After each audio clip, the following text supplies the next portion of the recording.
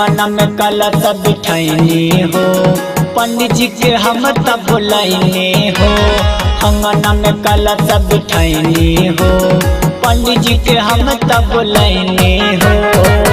काहे ना ले अइलो मालिन, काहे ना ले अइलो मालिन, काहे ना ले अइलो मालिन, काहे ना ले अइलो मालिन।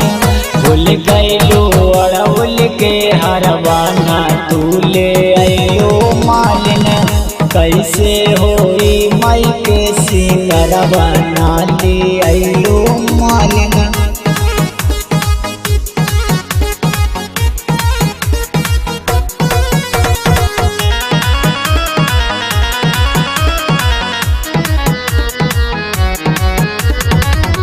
लाल चुनरिया लहनी जाके बजरिया, सोनरा के यहाँ से लहनी सोना के मुनारिया।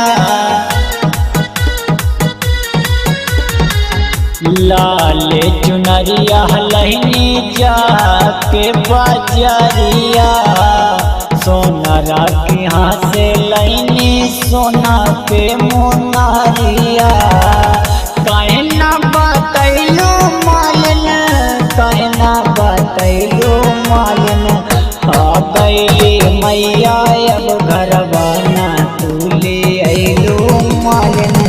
कैसे होई माई के सिंगरवा, ना ले अइलो मालिन।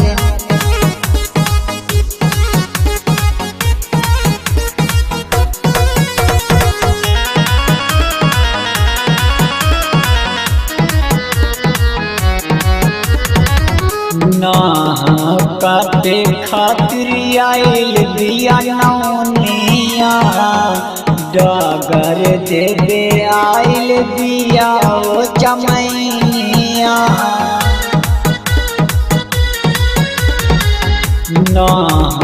काटे खातिर आइल दिया नौनिया, डगर देवे आइल दिया ओ चमैनिया। तेरे लगवलो मालिन, तेरे लगवलो मालिन। राइटर आलोक सिंगर मोह के ना तुली अइलो मालिन।